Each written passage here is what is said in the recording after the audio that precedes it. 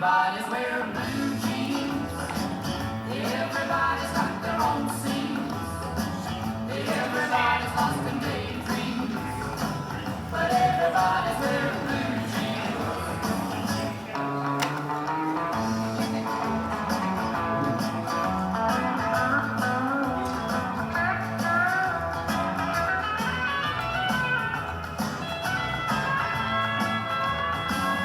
I'm singing in my own band.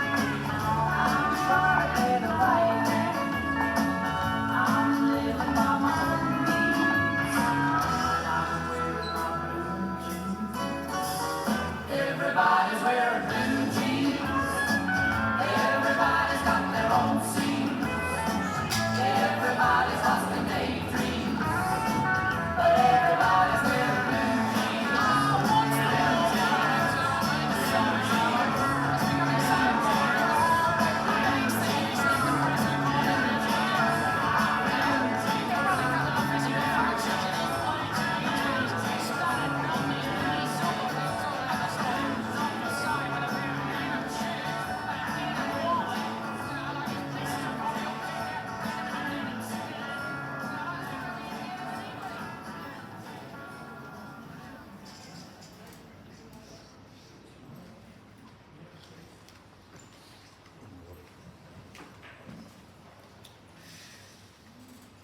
Family and friends, welcome this afternoon as we come together to remember and celebrate the life of Russel Hingston, who died on Sunday, January the 1st. Thank you for being here today to support the family and each other as you share your stories and say your goodbyes.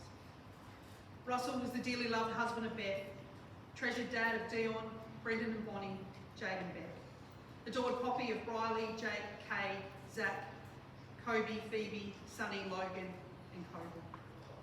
A brother, an uncle, and a mate to many.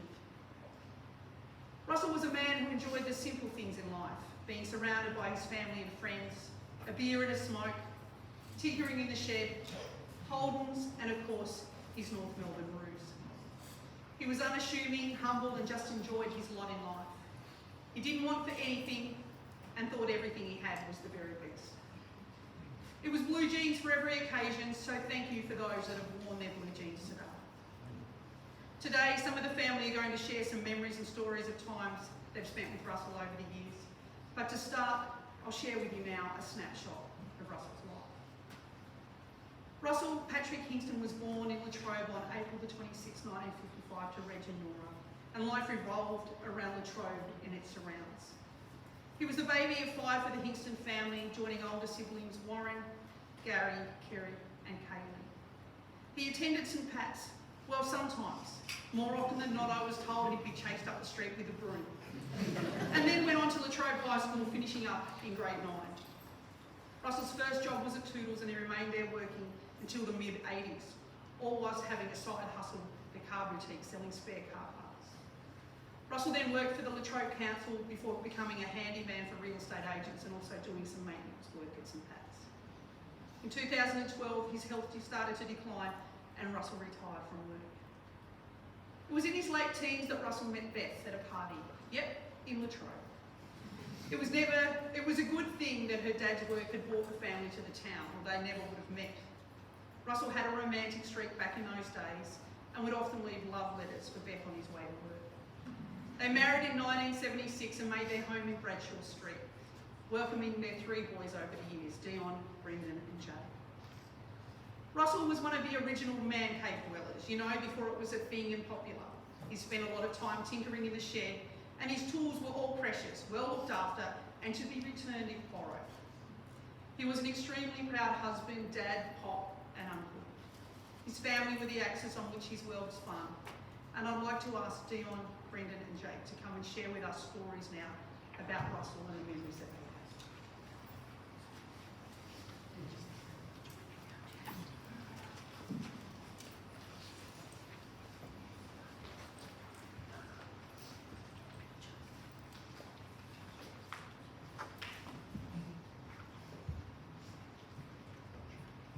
Good afternoon, everybody. Thanks for coming. Russell Patrick Hingston, also known as Pat, Washer, Rusty, Rusty Crutch. Russel with a love muscle, but the closest friends and family was Roscoe. And then a few words. The irony of this was once he started losing his ability to communicate, we couldn't shut him up. A man fiercely loyal to his family, and as the generations grew deeper, we used to joke that he loved his grandkids more than Mum and his own boys. A man who wore blue jeans everywhere, including to the beach, and I'm told he once played a game of organised football in them.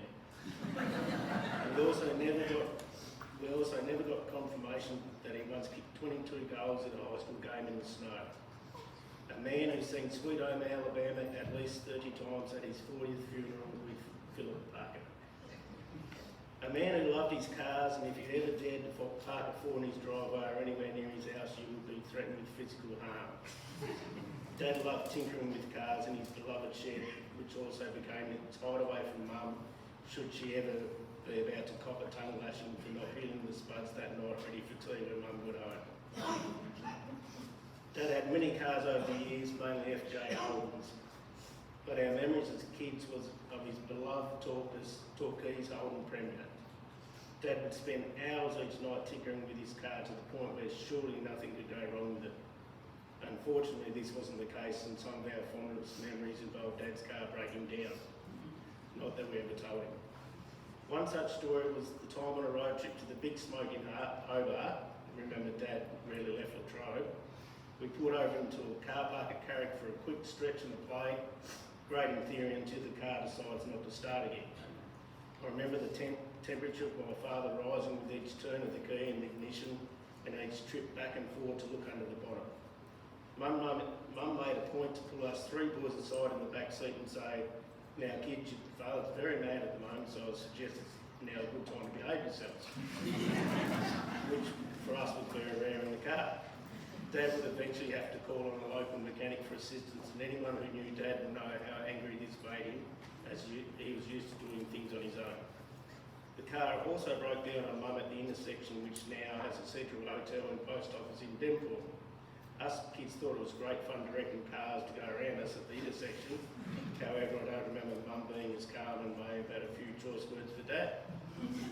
I guess Dad would say that's what happens when you leave Latrobe.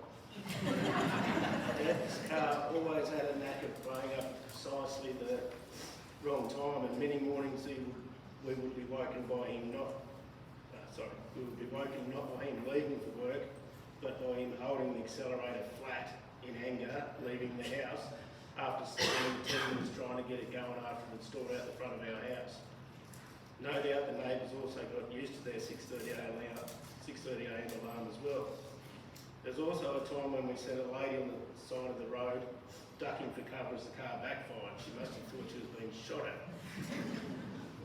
Dad grew up in Latrobe and loved the town. He used to say the only good thing about Hobart was the road out, and if he ever went to Hobart, he was going to back in so he could get out quickly. Big cities, traffic and crowds were not his go, which is why when going to Launceston, Dad would always park at the Monkey Park and would have to walk to whatever shop we needed to go to. This used to frustrate the hell out of us, as we would drive around looking for a park but always end up at the Monkey Park. We didn't argue though, because he probably would have left us there in his later years. He probably would have left us there. In his later years, after returning from a trip to Queensland where he saw beautiful beaches and many attractions, Mum and Dad were driving over the Sassafras Hill looking down into Latrobe as they drove home. Dad said to Mum, "I've seen some beautiful things these last few days, but nothing as beautiful as this." Dad never spoke about meeting Mum or their early times together. However, Mum tells us her and Dad met at a party up at Char Road. We tell Mum this story would appear to be accurate, as Dad would have never needed to be pissed to put up with her. Mum tells us that Dad used to slip notes under a bedroom window where she lived in Latrobe and would appear to be quite the romantic in their early courtship. Obviously, this soon wore off. Speaking about Dad's cars, Mum said she was going to Tech in Denport. Dad would often drive her over his FJ and pick her up for lunch. Being the revhead he was, he couldn't resist the opportunity to show off to the waiting lunchtime crowd by doing a burnout as they drove off. Mind you, this was short-lived after such time he pushed the car a bit too far, his diff fell out. Mum still remembers the embarrassment as He had to roll his car off the road, walk back and pick it up. Dad taught Mum patience as Mum happily tells the story of their wedding day. As Mum and her father pulled up the church in the car, they were waved on to do another lap of the town. When they arrived back, they were waved on again. This happened a couple of times and my pop was getting nervous. He said to Mum, "I think I'm going to have a smoke, dear." Eventually they arrived to find Dad at his wedding party of brothers finally there. Turns out they were just having a few to calm the nerves and lost track of the time. In Dad's later years, him and Mum would become the perfect couple. Like I said, Dad hardly spoke, and even if he did, Mummy's deaf as a post at the moment and wouldn't have been able to hear anyway. You know. The perfect couple. However, anyone who knew them knew they were devoted to each other and typified what a marriage is. Growing up, there was no doubt Dad was very proud of his family, wife and boys. Mum always said that when Dad got something, it was the best and tried to convince him otherwise, whether it was an old tool, mower or car. He would never trade something in for a newer model. This is how Mum always knew she was with him for life. He never threw anything away. We can attest to this as when Mum and Dad moved into their unit, it took about a month to clean out his garage. Mind you, he could still tell us where everything was and what it could be used for. Dad used to love taking us to the footy. We used to love spending time with Dad as he flat out refused to go on many family trips into town, mainly because us boys would run amok and he might have to discipline us. Like I said, he would always leave that to Mum, who after a while would just walk off and pretend we weren't hers. You see, we would eventually just follow her. Apart from the time Dion threw a tantrum and threw himself on the ground and the checkout refused to move. I need to proofread that again. When we were young, we would refuse to go to bed unless Dad gave us a horse ride. This involved 3 of us on his back being carried up the hallway to bed. If he was struggling under the weight, he never let on as we started to get bigger. As I said earlier, Dad was a man of few words. He would just be in the background watching us grow and left most of the discipline to Mum. However, if he said something to you or gave you advice, you could be sure it was from the heart and worth listening to. I can't recall a time Dad ever smacked us, whereas Mum used to beat the shit out of us. Out of love, she said, but don't worry, deserved everyone. Dad never wanted to be a disciplinarian.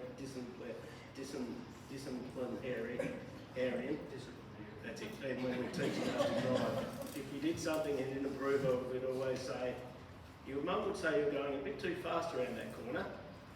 If Dad was ever angry at you, you could be sure you made a hell of a stuff up. However, Dad was fiercely protective of his family and God help anyone who hurt his boys or had a go at us. I remember a time we were riding our bikes in an area which was upsetting a neighbour. The neighbour in question had a go at us and proceeded to head up to Mum and Dad's house to speak to our parents. We weren't silly, so we made sure we got there first and worded Dad up.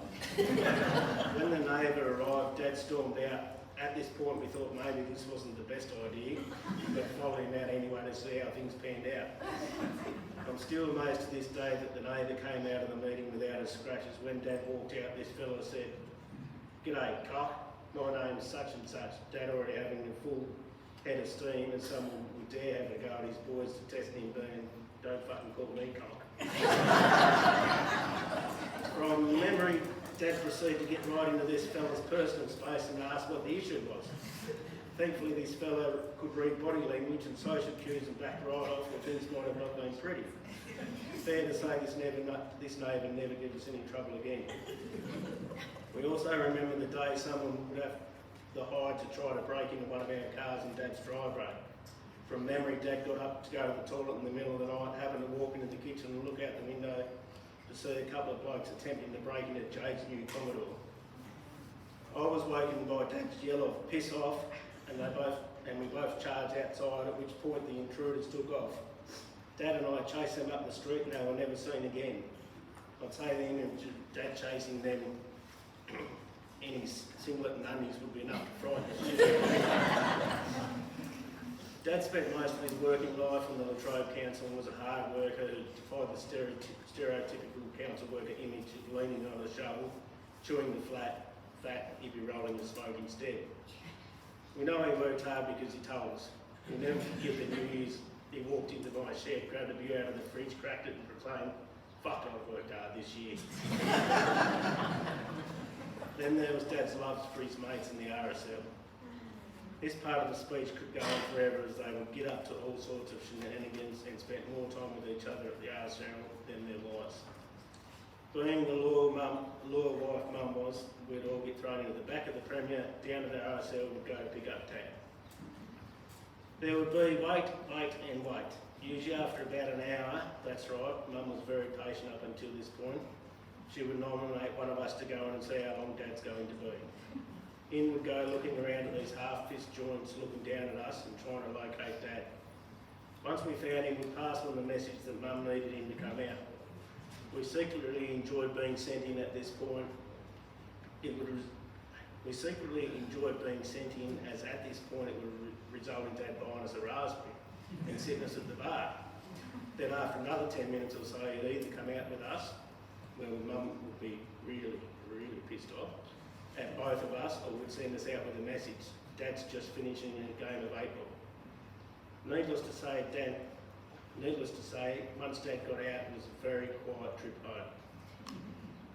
One year, to get the clothes dry during winter, Mum got Dad to rig up a clothesline under the carport, which he had extended onto the end of the garage. This proved to be a stroke of genius, as Mum was able to get twice as much washing dry and save on the dryer. All good in theory until Dad come home from the RSL one night, obviously very merry, and proceeded to drive straight through all the clean washing hanging on Mum's new line. Fair to say the idea was scrapped. Like I said earlier, Dad taught us patience. It's no surprise that Dad held on so long before he passed. For instance, he held on for 9 years after we were told in 2013 that it probably wouldn't pull through. He held on another week after we were told to say our goodbyes in Launceston on Christmas Eve. However, we were used to waiting for Dad because as kids, Christmas morning, Mum and Dad would close the passage door from the bedrooms to the lounge so we couldn't see what Santa had brought. Us kids would wake up early, wake Mum and Dad up, rush out to wait at this door full of anticipation, and every year without fail, Dad would wander out and insist that we wait on him to do a crap before we could go. Every year. I think as time went on, we would just get used to it and just tell him to hurry up when we woke him up. Dad taught us many things growing up, mainly by his actions rather than words. As I said, Dad was fiercely loyal, not only to his family, but also to his mates. He was the first person to give somebody a hand if they needed it. He didn't suffer dickhead, and if you crossed him, it was very rare that he would get another chance. Dad was happy to lend his tools, however, if you had one of his tools and didn't bring it back, Dad was happy to lend his tools. However, as we got older and needed to borrow more stuff, we also quickly learned that Dad kept receipts. God help you if you had one of his tools and didn't bring it back. He did, however, occasionally claim things that weren't his, like a firepot Jade made, which he swore was borrowed from him. If Dad ever went up to Jade's place, he would disappear in Jade's shed and after about 10 minutes come out with a couple of things they were claiming that were his. Until his last days, Brennan had a good rule of his and he was still asking for it back. When he had lost his ability to talk, Brennan would still stir him up and he would say that was actually mine and not his. He would make the motion of using a drill to me and point to his chest as if to say, I haven't forgotten that you've still got my drill and you better bring it back. I guess now he'll be watching me to make sure I use it properly and hopefully I do. Like I said, Dad never went out of his way to teach us verbally. He would show us how to do things and we would just watch him and learn. I'd like to think the fact we, and especially Jade, can all put our hands to most jobs is due to the fact that we got it from him. Dad would have his fortnightly Friday day off on the council and occasionally Jade would manage to work this day off too. And both end up at the RSL later in the day for a beer and a raspberry, which is when the bar staff gave Jade the nickname RDO. Later in life, Dad became poppy to 9 beautiful grandkids. As I said, we're assured that he loved them more than he did us. He loved watching them, interacting with them, and getting their attention. I said earlier, Dad lost the ability to communicate well at the later stage. However, he could go days without speaking to Mum or us, but if a grandchildren entered the room, suddenly he would find a few words. We wonder whether he was just taking the piss and decided that he'd finally had enough of wasting his time talking to us. We also feel, if it was his grandchildren, we also feel it was his grandkids that helped him get better so many times. When they were visiting in hospital, he would perk right up and start trying to communicate either verbally or with his hands. This may have also explained why he hung in there for so long, and maybe he was just a tough, stubborn old bastard. Dad's spirit shines on through all these little individuals. They're tough as old boots, don't take any crap, and will grow up to be good, decent people with the same values as their father. Dad loved the Latrobe. We were so thrilled that he was able to spend his last days in his hometown, which he cherished so much, rather than the big smoking Lonnie. Mum will never forget that when she told him Lonnie that he was coming home, a little tear rolled down his cheek. It meant that much to him. Mind you, he's still hungry for a few more days. Like I said, tough, stubborn old bastard. Dad, you were so proud of Mum these last few days. However, as you knew her better than anyone, you would not be surprised. Don't worry now that you're not here to defend yourself. She's been leading the charge and taking the piss out of you. Now you're with Nan, Pop, Uncle Gary, Brad, Ginger, Nobby and Trouthy. And God help him if they ever didn't have a green boats can and a smoke ready for you. Your boys will be fine. And we are so proud to tell people we are your boys. Your grandkids will certainly be fine, and you've made the girls as tough as the boys. You've done your job, and you've done it bloody well.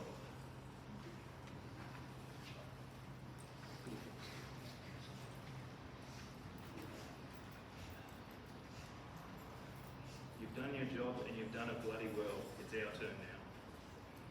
You used to joke that later in life you were the happiest man in Australia.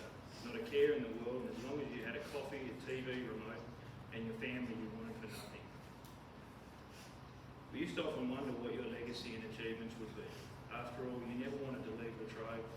You were happy to be comfortable and often turned down promotions at work. If you were happy doing what you were doing, you were happy doing what you were doing.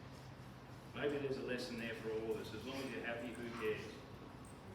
Over the last few days, as we've all gathered together, we've come to realise that in terms of legacy and achievements, you've achieved the ultimate.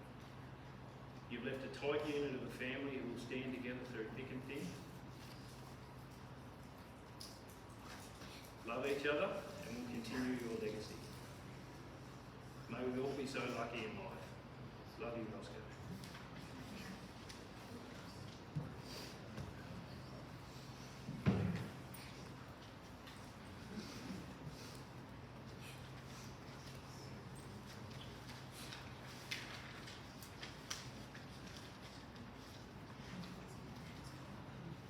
These sentences are from the grandkids. Riley, I'll never forget the day I drove my car over to show Pop. He started tearing up because it's a Holden. I could feel how proud he was. That made me feel proud too. Every time I'd pull up out the front of their house, he would be standing at the window clapping. Glad I didn't rock up in a Ford Focus. Thanks, Poppy, for shaving your moustache so it wouldn't prickle me when you kissed me. For building mine and Jake's treehouse, and for making the yummiest Poppy special wheaties. Love you always, Riley. Kate, Pop had the best hugs and always made me feel safe. Zach, I loved it when Pop used to tell me the story about when he kicked 17 goals in one game of footy, some say 21. Joe, Pop always helped me build and fix things with me. Me and Pop used to sneak treats out of the cupboard together. Phoebe, I loved that when we got home from school, he was always waiting for cuddles and kisses. Sonny, I loved when Poppy bought me baby chinos with extra marshmallows. Logan, I loved when Poppy looked at my drawings. Kobe loved cuddling up in bed with Poppy and going to sleep with Pats on the bum. I loved it when Poppy used to tell me how proud he was of me.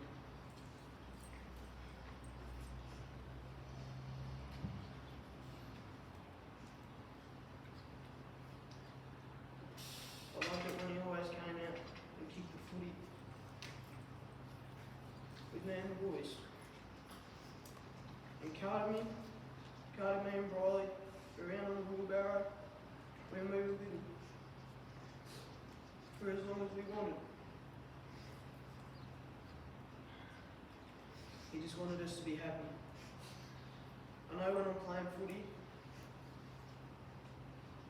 he'll be up there yelling, "Got him, Carter." Love you, Pop.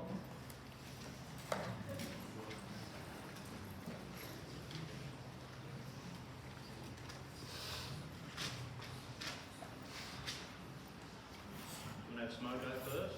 Yeah. This is from Leah and Amanda. This is from Leah first. You were always there for Amanda and I through good times and bad. You were not a man of many words, but what you did always made us laugh. We had many fun times, from playing in your backyard every night after school to drinking and laughs in the later years, mostly at your expense. We always felt welcome. And then when Dad passed, I asked if you would do me the honour of walking me down the aisle. I knew it would have been out of your comfort zone as you were a shy man, but you answered my request with, "I would love to." So having you by my side that day meant the world to me, and I will be forever grateful. From Amanda. Roscoe, I'm so thankful we all caught up to celebrate an early Christmas. I spent so much time watching you, watching us. You sat back with a smile on your face the whole time. I've gone back through the years of photos of family get-togethers, and you were always silently sitting at the back with a smile on your face. You were proud and loved us all so much. Thank you for all the waltzes and smokos. I'll miss you terribly. We hope you're enjoying a bows with Dad now. It's been a while. Forever your girls, Leah and Amanda. Thank you.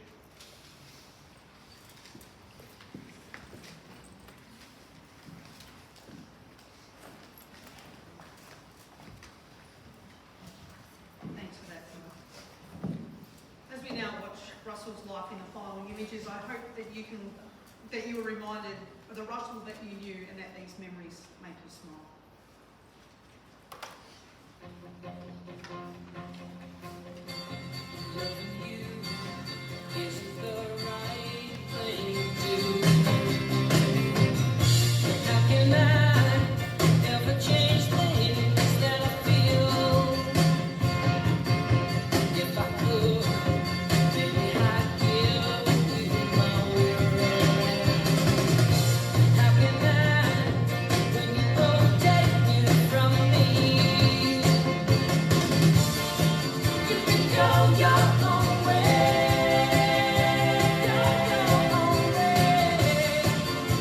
Call it thunder.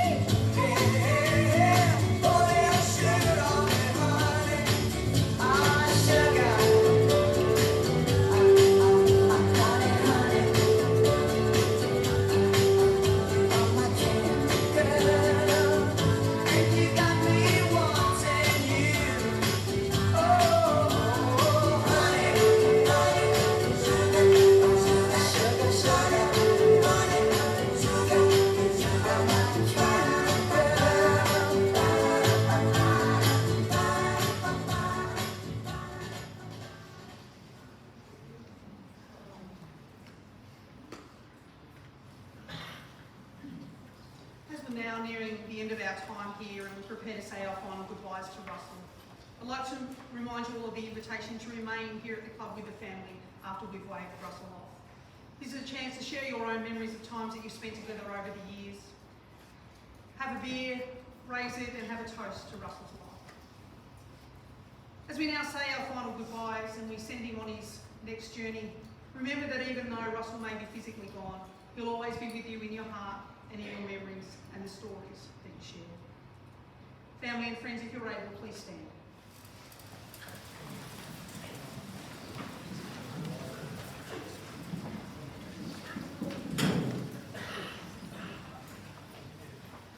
These are the last rites in the natural life of Mr. Russel Patrick Hingston, born on April the 26th, 1955 and who died on January the 1st, 2023.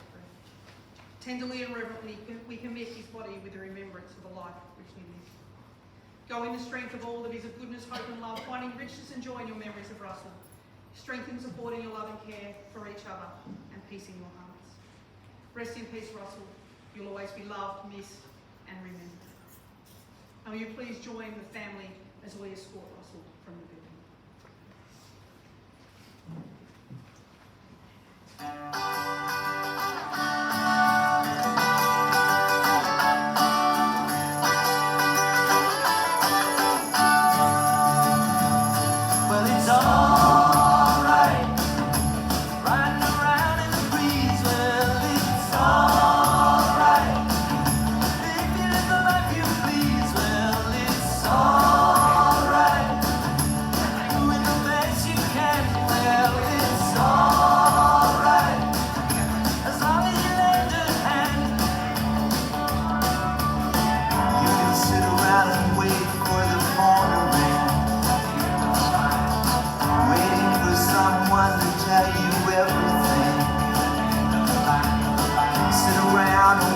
What tomorrow will bring.